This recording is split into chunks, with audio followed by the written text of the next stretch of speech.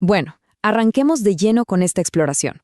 Hoy vamos a analizar un texto antiguo que, sinceramente, es fascinante. Utiliza una de las estrategias retóricas más brillantes y, digamos, sorprendentes de la historia. Nos vamos a enfocar en el segundo capítulo del libro de Amós. Y fíjense, lo que hace que este texto nos atrape no es solo la información que da, sino exactamente cómo la presenta. Utiliza algo que los expertos llaman un embudo geográfico. Es básicamente una trampa literaria diseñada para acorralar por completo a su audiencia antes de que siquiera se den cuenta de qué está pasando.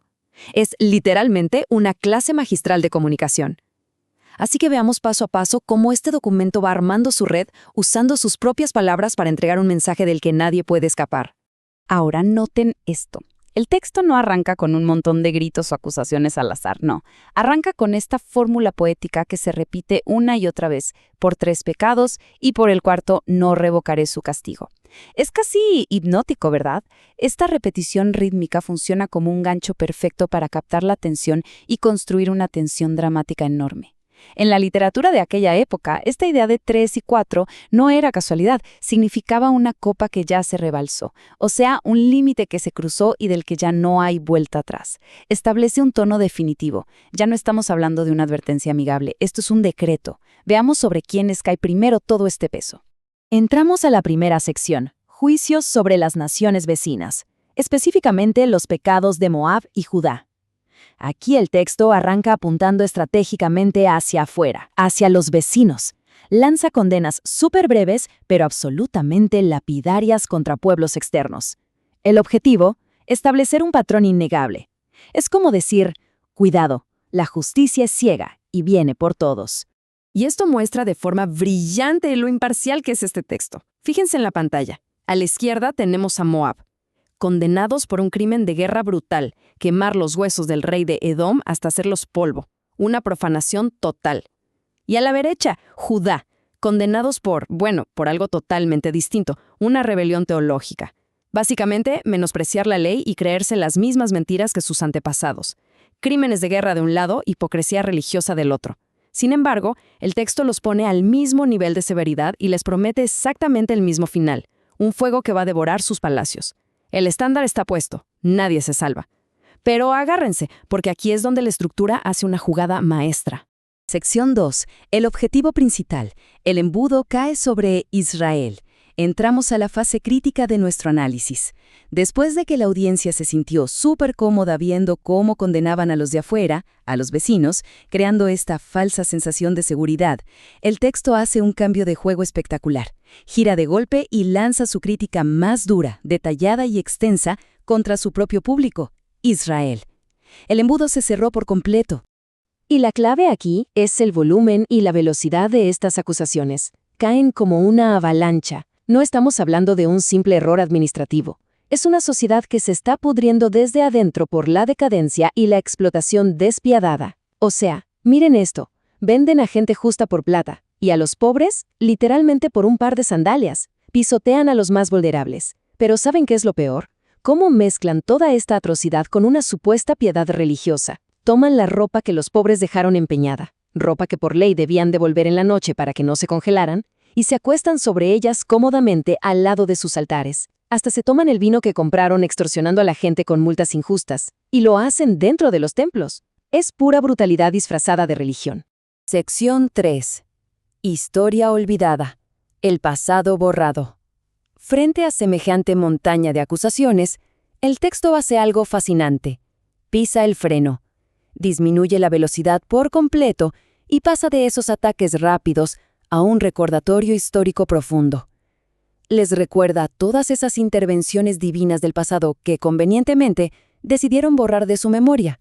Y para recordarles de qué lo salvaron, el texto describe a sus antiguos enemigos, los amorreos, con proporciones casi míticas. Altos como cedros, fuertes como encinas. Es una imagen visual tremenda. Al exagerar el tamaño de este enemigo, el texto resalta lo gigante que fue la victoria que les regalaron. Destruyeron sus raíces y sus frutos. Fue una victoria total que jamás habrían logrado por su propia cuenta. Y luego les presenta esta línea de tiempo que no pueden negar. Piensen en esto. Primero, la liberación de la esclavitud en Egipto. luego 40 años, 40 largos años, siendo guiados y protegidos en un desierto donde no se sobrevive fácil. Y al final, la conquista de una tierra próspera. Es una historia larguísima de cuidado constante. Poner esta línea de tiempo justo después de mostrar cómo explotan a los más débiles hace que la ingratitud de esta sociedad no solo se vea mal, se vea trágica. Recibieron todo y decidieron oprimir a otros tal como los oprimieron a ellos en el pasado. Llegamos a un punto que revela el verdadero núcleo de esta cultura. Fíjense en el contraste. Por un lado, se les dieron voces morales, profetas para decir la verdad, y nazareos, jóvenes dedicados a la pureza total. ¿Y cuál fue la respuesta de la sociedad? Bueno, obligaron a los nazareos a romper sus votos emborrachándolos con vino, y a los profetas los callaron. Literalmente les dijeron, no profeticen más. Actuaron de manera deliberada para apagar cualquier voz que intentara corregir el rumbo. Es el rechazo absoluto a mirarse en el espejo y aceptar su realidad. Sección 4. El castigo ineludible. Un colapso total. Llegamos al clímax de este análisis. Con todas las salidas cerradas, los crímenes expuestos y la historia sobre la mesa, el enfoque da un giro final. Pasamos de los errores del pasado y presente a un futuro aterrador que ya no se puede evitar. Para que entendamos la gravedad de esto, el texto usa una metáfora súper asfixiante. Imagínense una carreta de cosecha, cargada hasta el límite, a punto de reventar con fardos de grano pesadísimos, crujiendo bajo la presión. Así va a ser el colapso. La sociedad va a ser aplastada, y no por una fuerza mágica exterior, sino bajo el inmenso peso de sus propias acciones. Todo ese grano que acumularon, robando y explotando, va a ser exactamente lo que los termine hundiendo contra el suelo. Y miren esta tabla, porque desmantela cualquier esperanza que pudieran tener. Repasa todas las ventajas humanas posibles y las derriba una por una. El más veloz no puede huir. El más fuerte, de repente no tiene fuerza. El valiente no se salva ni a sí mismo. El arquero no resiste. Y el jinete a caballo, con toda su ventaja, tampoco escapa. El mensaje es frío y calculador.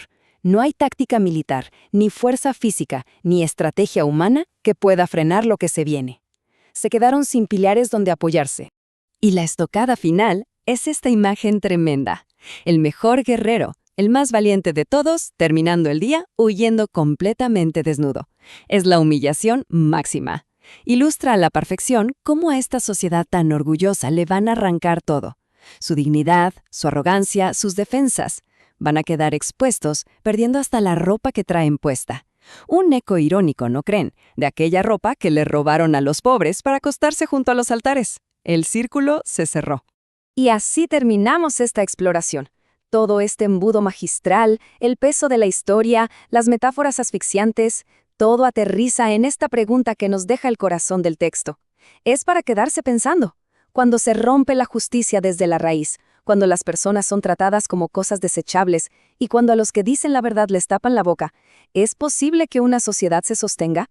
¿O el colapso es simplemente cuestión de tiempo? Es una de esas preguntas que nos sigue haciendo eco mucho después de cerrar el libro. Gracias por sumergirse en este análisis con nosotros. Nos vemos en la próxima.